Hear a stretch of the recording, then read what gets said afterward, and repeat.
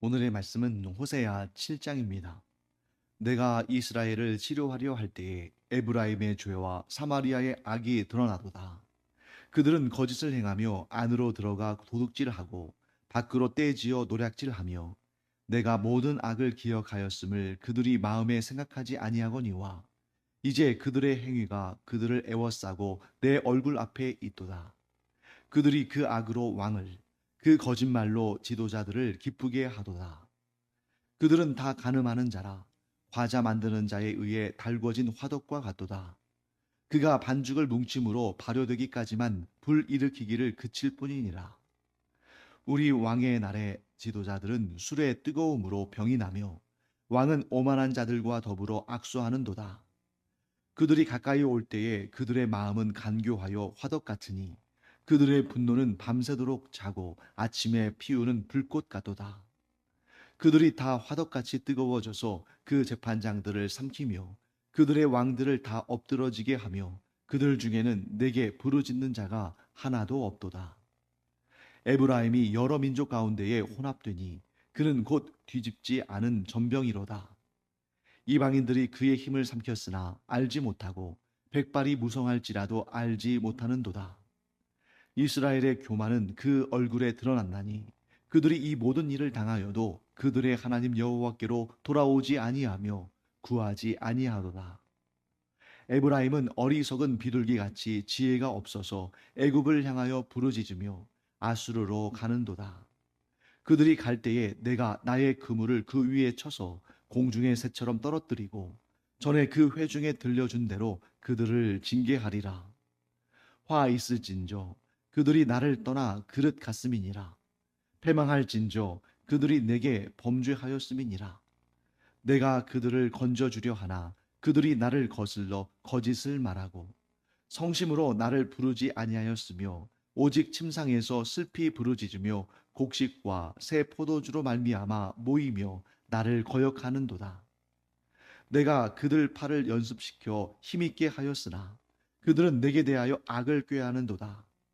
그들은 돌아오나 높으신 자에게로 돌아오지 아니하니 속이는 활과 같으며 그들의 지도자들은 그 혀의 거친 말로 말미암아 칼에 엎드러지리니 이것이 애굽 땅에서 조롱거리가 되리라. 자, 하나님의 목적은 무엇인가? 여러분, 하나님은 심판과 멸망을 목적으로 하지 않으시죠? 이것은 하나님의 목적이 아니라 죄에 대한 당연한 결과로 주어지는 것입니다. 즉, 우리가 흔히 오해하는 것들 중에 하나가 이런 것이 있죠.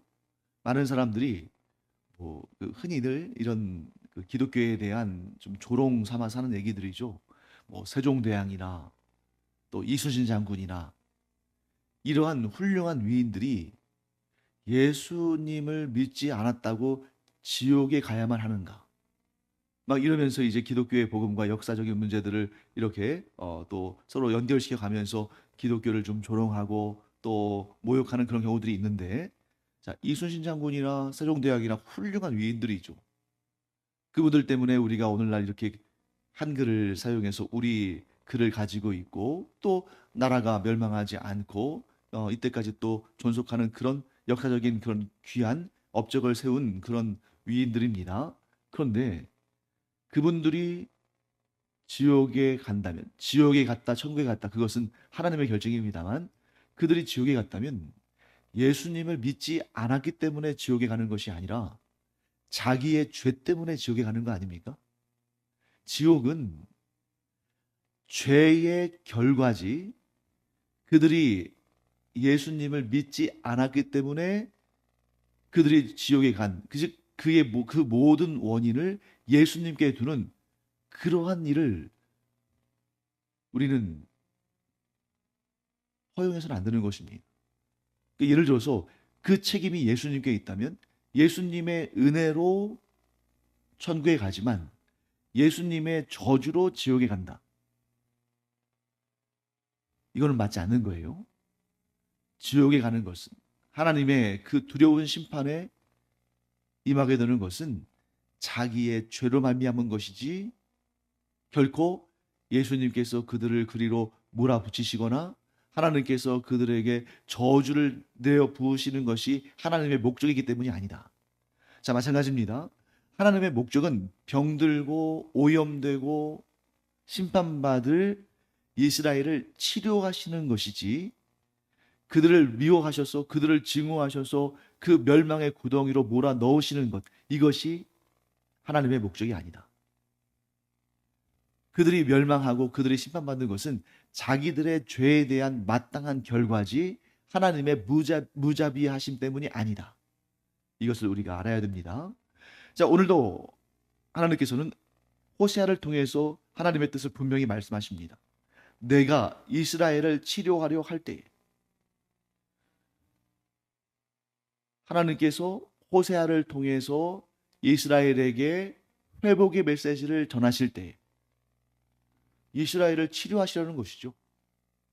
멸망길로 향하는 이스라엘을 돌이키려고 하시는 것이죠. 그래서 그 치료의 시점에 무엇이 필요한가? 자, 1절 중반부에 이렇게 되어 있죠. 에브라임의 죄와 사마리아의 악이 드러나도다. 뭘 말씀하는 것입니까? 치료를 위해서는 제일 먼저 필요한 게 뭡니까?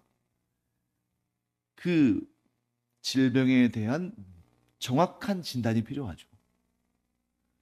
자, 어디가 아픈데, 예를 들어서 위가 아픈데 대장에 문제가 있는 그런 걸로 판단하고 대장에 약을 준다면 이것은 치료가 아니라 오히려 더 문제를 일으키겠죠. 심장 쪽에 문제가 있는데 진단은 뇌에 대한 부분이라면 이것도 문제가 더 심각해지겠죠. 그래서 하나님께서 이스라엘을 치료하실 때에는 그 이스라엘의 병이, 이스라엘의 문제가, 이스라엘의 죄가 무엇인지를 명확히 드러내신다는 것입니다. 뿐만 아니라 하나님은 모든 죄에 대해서 정확히 아실 뿐만 아니라 그 죄에 대해서 절대 잊지 않으셔요. 2절 말씀 보실까요? 내가 모든 악을 기억하였음을. 하나님은 어떠한 죄도 잊어버리시거나 혹은 놓치시는 법이 없습니다. 그런데 문제는 뭡니까? 2절 중간에 보시면 그들이 마음에 생각하지 아니하거니와. 사람의 모든 죄에 대해서 하나님은, 공의의 하나님은 모든 것을 다 아시고 기억하시는데 정작 사람은 자신이 직접 저지른 죄임에도 불구하고 그것이 죄인지도 모르거나 혹은 그것을 마음에 두지 않는다 하는 것이죠. 그래서 하나님은 사람들에게 너희는 죄인이니까 빨리 회개하고 나에게로 돌아와라. 내가 너희를 치료하겠다. 이렇게 말씀하시는데 사람들은 어떻게 반응합니까? 제가 왜 죄인이죠? 제가 무슨 죄를 지었습니까? 그 내용이 구약 성경의 마지막 책, 마지막 선지서인 말라기에 그대로 드러나 있습니다. 초지일관해요. 하나님은 정확하게 죄에 대해서 진단하시고 그 죄의 문제를 내가 치료하고 내가 너희를 회복해 줄 테니 나에게로 돌아와라 하고 계속 외쳐 부르시는데 정작 죄를 지은 자들은 어떻습니까? 자신들이 죄를 지었다고 생각하지도 않고 그것이 죄인지도 모르고 기억하지도 않는 그런 모습을 보이고 있다는 것이죠. 그러나 우리가 분명히 아는 것은 하나님은 모든 죄에 대해서 진단하시고 아시고 기억하실 뿐만 아니라 그 모든 죄에 대해서 대가를 치르게 하신다. 왜? 하나님은 공의의 하나님이시니까. 그래서 이 죄에 대해서 정확히 아는 것에서부터 출발을 해야 되는데 그렇게 하지 않는 그런 이스라엘의 완악한 모습들을 하나님께서 오늘 본문을 통해서 말씀해 주십니다. 자, 3절 말씀 볼까요? 그들이 그 악으로 왕을, 그 거짓말로 지도자들을 기쁘게 하도다. 여기서 여러분, 악으로 왕을 기쁘게 하고 거짓말로 지도자들을 기쁘게 한다, 이런 뜻인데요. 이 뭘 의미하냐면 겉으로는 왕을 기쁘게 하고 즐겁게 하고 또 나라의 지도자들을 기쁘게 하고 즐겁게 하는데 사실은 그 사람들의 속에는 무엇이 가득 차 있습니까? 악이 가득 차 있는 거예요. 실제로 그 왕이 너무 사랑스러워서 그 지도자들을 너무 존경해서 그들을 기쁘게 하는 것이 아니라 뭔가 그들을 속이고 그들을 이용해서 자신들의 이득을 얻기 위한 그런 욕심을 채우기 위한 그러한 모습을 보이는 것이죠. 그러니까 하나님 앞에 정직하지 않은 자들이 사람들 앞에 정직하지 않겠죠. 하나님께 불순한 자들이 사람들에게도 마찬가지로 행하겠죠. 그러니까 이들이 하나님을 속이고 있기 때문에 사람들도 속이고 있는 것입니다. 그들에 대해서 어떠한 이미지를 가지고 그들을 비유하고 있냐면 4절 말씀 중반 이유를 보시면 그들이 달궈진 화덕과 같도다. 그가 반죽을 뭉침으로 발효되기까지만 불 일으키기를 그칠 뿐이니라. 자, 화덕, 뭐 예를 들면 피자나 뭐 이런 빵들을 만드는 화덕 있잖아요. 그 화덕이 불을 지피지 않는 때는 언제냐면 빵의 반죽을 뭉치고 빵의 반죽을 준비해서 그 빵이 발효될 때. 자, 여러분, 빵의 반죽이 발효되는데 계속 화덕에다가 불을 지피면 이것은 낭비고 쓸모없는 일이잖아요. 그러니까 이 사람들이 잠깐 그 빵 반죽이 발효되기까지는 기다렸다가 그 다음에 화덕에 불을 지펴서 뜨겁게 그 빵을 구워내는 것처럼 이들은 처음에는 이렇게 잠잠히 때를 기다리다가 때가 되어서 자신들의 그 불의한 목적을 이룰 만한 그런 시기가 되면 마치 불같이 일어나서 그 목적을 위해서 자신들의 목적을 그런 불의한 목적을 달성하기 위해서 아주 힘을 쏟아내는 것입니다. 자, 오늘은 이러한 내용들이 자주 등장해요. 그래서 6절 말씀에 또 화덕에 대한 비유가 등장하죠. 자, 그들이 가까이 올 때에 그들의 마음은 간교하여 화덕 같으니 그들의 분노는 밤새도록 자고 아침에 피우는 불꽃 같도다. 비슷한 비유가 나오죠. 앞에는 어떻게 비유했습니까? 그 빵 반죽이 발효되기까지만 불을 멈췄다가 그 빵을 구워낼 때 화덕에 막 강력한 불을 지피는 것처럼 6절 말씀 밤새도록 자고 아침에 피우는 불꽃 같도다. 여러분, 밤에는 잠자는 시간이잖아요. 그때는 뭐 빵을 구워내지 않죠. 그러니까 그때 잠자는 시간에 화덕에 불을 지피는 것은 아무 쓸모없는 일 아닙니까? 그때는 조용히 있다가 이제 아침에 본격적으로 빵을 구워내야 되는 그때에 아주 불꽃같이 힘있게 일어난다는 것입니다. 7절 말씀 볼까요? 그들이 다 화덕같이 뜨거워져서 그 재판장들을 삼키며 그들의 왕들을 다 엎드러지게 하며 그들 중에는 내게 부르짖는 자가 하나도 없도다. 이스라엘의 이 내전 상태에 가까운 권력 다툼을 보여줍니다. 겉으로는 왕에게 충성하는 것처럼 겉으로는 지도자들을 존경하는 것처럼 그래서 그들의 마음을 안식시킨 다음에 때가 이르니까 마치 그 불이 불일 듯하는 그러한 열기로 화덕의 불처럼 그들을 불살라 버린다는 거예요. 지금 이 이스라엘의 분위기가 어떤 분위기인지를 우리가 잘 알 수 있습니다. 영적으로 하나님을 버리고 우상을 섬기지 않습니까? 그러니까 마치 겉으로는 하나님을 사랑하고 하나님을 존경하고 하나님의 말씀에 순종하고 이런 것처럼 보이다가 결국 결정적인 순간에 하나님을 배반하고 우상을 섬기듯이 이들이 왕과 지도자들에게도 그들에게 아첨하고 아부하면서 그들을 기쁘게 하다가 결정적인 순간에 반역을 일으켜서 그들을 몰아내고 그 왕위를 찬탈하는. 그래서 실제로 지금 이 호세아 시대에 이 역사가 진행되는데 이 호세아 시대가 지난 다음에 어떤 일이 발생하냐면 연달아 6번의 왕들이 막 교체가 됩니다. 한 1년이 채 가지 못할 정도로 그렇게 왕들이 교체가 돼요. 어떻게 해요? 반역이 일어나서 속임과 반역이 일어나서 여러분 한번 생각해 보십시오. 어떤 경우는 막 왕의 자리에 올라가면 10년, 20년, 30년, 40년 이렇게 재위하는데 거의 1년이 채 가지 못해서 왕이 바뀌고 많이 가봤자 2년 가고 이런 식으로 왕이 바뀌면 그 나라가 얼마나 혼란스러우며 결국에는 이 나라가 망하겠구나 하는 생각이 들지 않겠습니까? 지금 이런 상황에 있는 겁니다. 어떤 하나님도 속이는데 사람을 속이지 않겠는가? 하나님을 대적하는데 왕과 지도자들을 대적하지 않겠는가? 즉 하나님을 섬기는 신앙의 기둥이 무너지니까 사회의 모든 영역이 이렇게 불의가 판을 치고 속이고 자기의 그 불의한 욕심을 채우기 위해서 다른 사람들을 희생시키고 거짓과 악독이 판을 치는 그런 세상이 됐다는 거죠. 그런데 그 정반대를 생각해 보세요. 하나님의 치유하심을 얻고 이들이 하나님과의 관계가 바로 세워진다면 하나님을 잘 믿고 섬기고 하나님의 뜻에 순종하는데 무슨 반란이 일어나겠습니까? 하나님 앞에 정직한데 사람들 사이에서 거짓으로 서로 속이고 모반하고 반역을 일으키고 그렇게 하지 않겠죠.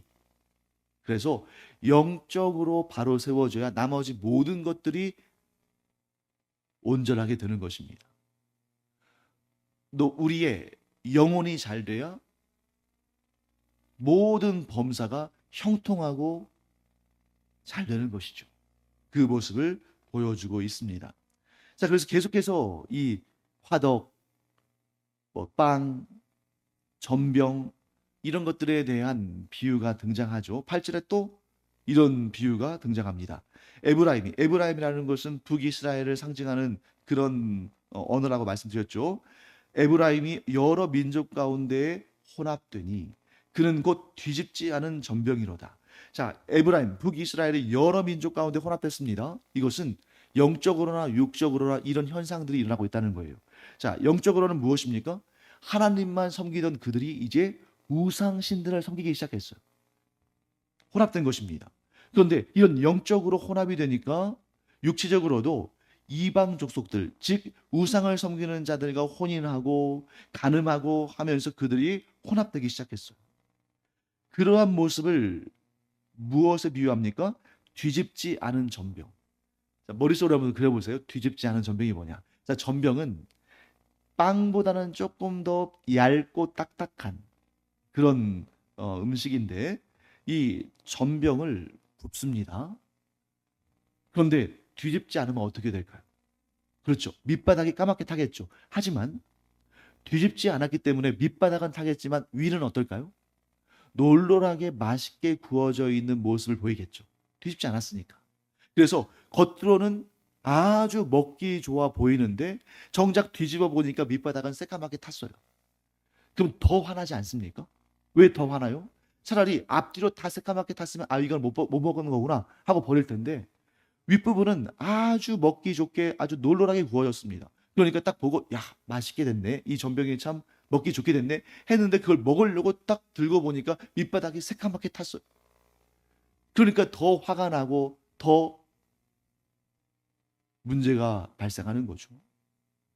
이스라엘의 모습이 그렇다는 겁니다. 겉으로는 하나님을 경외하고 하나님께 온전한 제사를 드리는 것처럼 보이고 하나님 앞에 모든 절기를 지키고 겉으로는 아무 문제가 없어 보이고 오히려 더 신실하게 보일 수도 있습니다. 그런데 그 속을 뒤집어 보니까 어떻게 됐어요? 새까맣게 타서 먹지도 못할, 아니 먹지 못할 정도가 아니라 오히려 더 화가 나는 그런 상황 가운데 있다는 것입니다. 그 이유가 무엇이냐? 10절 말씀 볼까요? 이스라엘의 교만은 그 얼굴에 드러났나니 그들이 이 모든 일을 당하여도 그들의 하나님 여호와께로 돌아오지 아니하며 구하지 아니하도다. 자, 이스라엘의 교만에 대해서 우리가 어제 살펴봤습니다. 그 교만이 뭐냐? 하나님 없이도 살 수 있다고 생각한 것이었죠. 그래서 그들이 우상을 섬기고 다른 나라들을 의지했습니다. 자, 그 내용을 보겠습니다. 11절 말씀 볼까요? 에브라임은 어리석은 비둘기 같이 지혜가 없어서 애굽을 향하여 부르짖으며 아수르로 가는도다. 여러분, 비둘기의 특징은 뭡니까? 비둘기의 특징은 어디 멀리 날아갔다가도 다시 돌아오잖아요. 그런데 이 비둘기가 애굽을 향하여 부르짖으며 아수르로 갑니다. 자, 애굽을 향하여 뭐라고 부르짖겠어요? 아, 지금 우리가 힘드니까 좀 우리를 좀 도와달라. 아수르를 향해서 뭘 하겠어요? 아수르의 왕이 그 당시에 이제 호시탐탐 이스라엘을 노리고 있잖아요. 그러니까 막 뇌물을 바치고 조공을 바치고 그러면서 우리 지켜달라. 다른 나라들은 모르지만 우리는 당신에게 충성을 다할 테니까 우리 지켜달라. 이렇게 막 애굽으로 사신을 보내고 아수르로 사신을 보냅니다. 그러면 그 사신들이 돌아오면서 뭐라고 말하겠어요? 우리가 애굽에 가서 아수르에 가서 왕의 뜻을 전달했더니 그들이 참 흔쾌히 받더라. 우리가 이제 평안할 것이다. 그 강대국인 애굽이, 그 강대국인 아수르가 우리를 지켜주고 보호할 것이니 우리는 이제 염려가 없다. 이렇게 말했겠죠. 하지만 12절 말씀에 하나님께서 이렇게 말씀하십니다. 그들이 갈 때, 그 사신들이 갈 때에 내가 나의 그물을 그 위에 쳐서, 자, 그물을 위에 쳤다는 것은 뭡니까? 날아가는 새를 잡겠다는 거죠. 공중의 새처럼 떨어뜨리고 전에 그 회중에 들려준 대로 그들을 징계하리라. 하나님께서 선지자를 통해서 말씀하신 것처럼 그들을 징계할 것이다 말씀하십니다. 13절 말씀 보겠습니다. 화 있을진저 그들이 나를 떠나 그릇 같음이니라. 자, 그들의 교만으로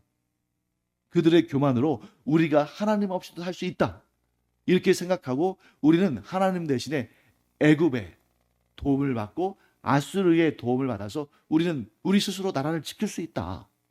그리고 그들과 무역함으로 우리는 지금보다 더 풍요롭고 부유하게 살 수 있다. 이랬는데 그들에 대해서 하나님께서 뭐라고 선포하십니까? 화 있을진저 그리고 패망할진저. 왜요? 그것이 곧 하나님께 범죄한 것이기 때문입니다. 그들이 하나님을 섬기기를 거절하고 아수르와 애굽을 섬기고 하나님 섬기기를 거부하고 우상을 섬겼죠. 그래서 하나님의 목적은 그들을 건져주려고 하신 것이지만, 하나님께서 그들을 구원하시기를 원하셨지만 그들이 나를 거슬러 거짓을 말하고 14절 성심으로 나를 부르지 아니하였으므로 오직 침상에서 슬피 부르짖으며 곡식과 새 포도주로 말미암아 모이며 나를 거역하는도다. 그들이 침상에서 슬피 부르짖으며 곡식과 새 포도주로 말미암아 모이며 나를 거역하는도다. 하나님을 거역하는 자는 결국 패망합니다. 자, 15절 말씀 보겠습니다. 내가 그들 팔을 연습시켜 힘있게 하였으나. 자, 팔을 연습시켰다는 것은 뭐냐면 훈련을 했다는 거예요. 내가 이스라엘을 훈련시켜서 그들을 힘있게 했다. 자, 어떤 훈련일까요? 군사력을 강하게 만드신 걸까요? 아니면 경제적으로 부유하게 하셨을까요? 아니죠. 그들에게 율법을 주시고 하나님의 뜻을 알게 하시고 하나님을 믿게 하시고 하나님을 섬기게 하시고 하나님의 말씀에 순종함으로 말미암아 그들이 하나님의 도우심으로 아무리 강한 대적들이 그들을 치러와도 결코 그들을 무너뜨릴 수 없는 오직 하나님으로 인한 강인함을, 오직 하나님께서 주시는 강건함을 얻게 하셨으나, 그러나 그들은 내게 대하여 악을 꾀하는도다. 하나님을 버리고 우상을 섬기고 이웃 나라들을 도움으로 삼는 그러한 지경에 처하게 된 것이죠. 자, 오늘 말씀에서 좀 어려운 부분은 16절이겠죠. 우리 16절 다시 한번 읽어보겠습니다. 그들은 돌아오나 높으신 자에게로 돌아오지 아니하니 속이는 활과 같으며 그들의 지도자들은 그 혀에 거친 말로 말미암아 칼에 엎드러지리니 이것이 애굽 땅에서 조롱거리가 되리라. 자, 그들은 돌아옵니다. 앞에 우리 이 이스라엘에 대해서 비둘기에 비유했잖아요. 멀리 갔습니다. 그런데 돌아와요. 그런데 그들이 돌아오는데 하나님께로 돌아오는 것이 아닙니다. 여전히 그들은 하나님 없이도 살 수 있다는 그런 교만으로부터 벗어나지 않아요. 그랬더니 자, 지금 이제 이스라엘을 무엇에 비유합니까? 속이는 활과 같으며. 여러분, 여기서 속이는 활이 뭘까요? 활이 사람을 어떻게 속일까요? 겉으로 보기에는 활이 멀쩡해요. 그래서 이 활을 가지고 전쟁터에 나가면 백발백중으로 적군들을 맞춰서 승리할 것 같아요. 근데 정작 그 전투 현장에 나가서 이 활을 쐈는데 화살이 나가질 않아요. 겉으로는 멀쩡한데 아무런 기능을 하지 못해요. 그러면 이것이 활이 그 사람을, 활 쏘는 자를 속인 거잖아요. 하나님께서는 이스라엘을 가장 귀하게 사용하셔서 이 이스라엘을 통해서 열방이 하나님께로 돌아오게 하시는 그 일을 위해서 이스라엘과 언약 관계를 맺으시고 그들과 함께 하셨습니다. 정작 하나님께서 그 일을 하시려고 하는데 마치 속이는 활과 같이 겉으로 보기에는 멀쩡한데 전혀 기능하지 못해요. 이게 바로 속이는 활 같은 것입니다. 그들의 지도자들은 그 혀의 거친 말로 말미암아 칼에 엎드러지리니, 칼에 엎드러진다는 것은 죽는다는 표현인 거 아시겠죠? 그런데 그들이 뭘로? 거친 말로 말미암아. 이 거친 말이 뭘까요? 자, 지도자들이 하는 말이 지금 뭡니까? 하나님 없이도 우리가 충분히 이 나라를 부강하게 만들 수 있고 이 나라를 우리가 지켜낼 수 있다. 그 입의 말로 그들은 그 불경건한 말로 스스로 자기 자신을 공격하는 것이 됩니다. 그래서 이 지도자들이 자기의 입으로 낸 말이 자기 자신을 평가하는 그러한 기준이 되고 저울이 돼서 그들이 하나님 앞에 온전치 못한 자임을 스스로의 말로 드러냈기 때문에 그들의 말이 그들에게 판단의 근거가 돼서 결국 그들은 심판을 받게 된다는 것이죠. 그 결과 북이스라엘이 애굽을 의지하고 아수르를 의지했는데 결국에는 그들이 멸망하는 것을 보고 이것이 애굽 땅에서, 즉 이방 땅에서 조롱거리가 되는 그런 결과를 가져오게 되는 것입니다. 사랑하는 성도 여러분, 이스라엘 백성들이 도움을 기대했던 애굽에게 도리어 조롱거리가 됐어요. 그것은 애굽이 그들을 도와줄 마음도 없었을 뿐만 아니라 결정적으로 이스라엘의 안위는 하나님께 있는데 그들이 엉뚱한 데 가가지고 엉뚱한 도움을 구했죠. 마치 우물에 가서 숭늉을 구하듯이 주소를 잘못 찾은 것입니다. 그들이 여호와 하나님만을 구하고 여호와 하나님께 도움을 청하고 하나님의 구원의 은혜를 간절히 바랬다면 하나님께서 그들을 얼마든지 그들의 군사력과 경제력과 관계없이 얼마든지 그들을 구하셨을 텐데 그들이 엉뚱한 곳에 가서 구원을 구했더니 결국 그들은 하나님께로부터 구원의 은혜를 얻지 못할 뿐만 아니라 멸망당하는 그러한 조롱의 대상이 되는 자들이 되었다. 사랑하는 성도 여러분, 우리가 언젠가는 사라지고 없어지고 썩어질 것들을 하나님으로 여기면서 그렇게 살다가 그것들이 사라지고 무너지고 없어질 때에 함께 멸망당하는 그러한 정말 안타까운 인생을 사는 것이 아니라 우리의 유일한 구원자, 우리의 유일하신 하나님만을 섬김으로 말미암아 하나님의 은혜로 우리가 구원을 얻는 그런 하나님의 사람들 되기를 간절히 축원합니다. 기도하겠습니다. 하나님, 오늘도 이스라엘이 하나님을 섬긴다 말로 그렇게 하나님을 속이고 결국 하나님 아닌 다른 것들을 섬기며 하나님 없이도 살 수 있을 것처럼 그렇게 살다가 결국 멸망하는 것을 보게 됩니다. 하나님, 저희는 그러한 어리석음을 답습하지 아니하고 오직 우리의 모든 구원과 우리의 삶의 모든 소망이 오직 하나님께 있음을 알고 또한 믿음으로 말미암아 결코 하나님과의 이 아름다운 언약 관계를 깨뜨리지 않는 순수한 믿음의 사람들, 충성스러운 하나님의 사람들 되게 하여 주시옵소서. 감사드리며 예수님의 이름으로 축복하며 기도합니다. 아멘.